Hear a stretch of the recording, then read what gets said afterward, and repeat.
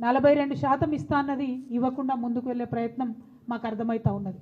కాబట్టి ఇవాళ ప్రశ్నిస్తూ ఉన్నాం, మీరు ఎట్టి పరిస్థితుల్లో కూడా మీరు చెప్పినట్టుగా 42% ఇవ్వకుండా ముందుకు వెళ్ళే ప్రసక్తే లేదు. మిమ్మల్ని మేము వెళ్ళనీయం. ఎక్కడికక్కడ మండల కేంద్రాల్లో కావచ్చు, జిల్లాలలో కావచ్చు, అన్ని చోట్ల కూడా నిరసన ప్రదర్శనలు చేస్తాం. మీరు 42% కాకుండా బీసీల వాటా మాట్లాడకుండా ఎన్నికలకు వెళ్తే మాత్రం కార్యాచరణ చాలా స్పష్టంగా, చాలా షార్ప్గా, పెద్ద ఎత్తున రియాక్షన్ ఉంటుందని చెప్పి ఈ సందర్భంగా ప్రభుత్వాన్ని మేము తెలియజేస్తూ ఉన్నాం. మరి ఇవాళ ఇక్కడ కలిసినటువంటి బీసీ ఎంబీసీ సంఘాలు అందరం కూడా కలిసి మాట్లాడుకున్నది ఏంటంటే, ఇవాళ ప్రభుత్వానికి మనం ఒక హెచ్చరిక జారీ చేద్దాం. మీరు చేసేటటువంటి ప్రయత్నం బీసీ డెడికేటెడ్ కమిషన్ నివేదిక ఇచ్చిన తర్వాత మాత్రమే, బీసీ జనాభా ఎంతుందో తెలంగాణ ప్రజలకు చెప్పినాక మాత్రమే, దాని మీద మీరు ఎట్లా ముందుకు పోతారనే స్పష్టత ఇచ్చిన తర్వాత మాత్రమే మీరు ఎన్నికల గురించి ఆలోచన చేయాలి. అంతవరకు స్థానిక సంస్థల ఎన్నికల గురించి ప్రభుత్వం ఆలోచన చేయకూడదు. ఇది ప్రధానమైనటువంటి డిమాండ్.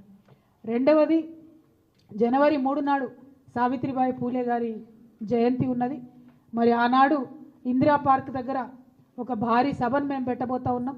ఆ సభలో అన్ని బీసీ కమ్యూనిటీస్కి సంబంధించినటువంటి ప్రతినిధులు, నాయకులు, ప్రజలు పెద్ద ఎత్తున హాజరవుతారు. ఆనాడు ఇంకా స్పష్టంగా మా కార్యాచరణ కూడా మేము చెప్తాం. బీసీ డెడికేటెడ్ కమిషన్కి సంబంధించిన సమయం 30వ తారీఖు నాడు అయిపోతూ ఉన్నది. మరి 30వ తారీఖు నాడు ప్రభుత్వానికి వారి నివేదిక ఇస్తామని చెప్తున్నారు. ఆ నివేదిక అంశాలు బయటపడ్డ తర్వాత తప్పకుండా 3వ తారీఖు నాడు పెట్టేటటువంటి సభలో మా కార్యాచరణ ఇంకా స్పష్టంగా చెప్తాం. ఇవాళ భారతీయ జనతా పార్టీకి కూడా మేము డిమాండ్ చేస్తూ ఉన్నాం. మీరు జనాభా లెక్కలు చేపట్టబోతూ ఉన్నట్టుగా తెలుస్తూ ఉంది. ఈ జనాభా లెక్కల్లో ఖచ్చితంగా కులానికి సంబంధించిన కాలం ఉండాల్సిందే, కులగణన జరగాల్సిందే. ఇది మా డిమాండ్. దీనికి సంబంధించి కూడా అన్ని కమ్యూనిటీస్ ఏకకంఠంతో చెప్తున్నటువంటిది. ఇవాళ కొంచెం ఈ ప్రెస్ మీట్ ఫార్మాట్ మారుస్తూ ఉన్నాం. నేను మాట్లాడినాను, ప్రధానమైనటువంటి అంశాలు మా అందరిది ముక్తకంఠంతో కోరుకునే మేము చెప్పినాం. కానీ ఏ సంఘం ఆ సంఘం ఒక 30 సెకండ్స్ వాళ్ళ కమ్యూనిటీ పేరు చెప్తారు, వారి అంశం చెప్తారు.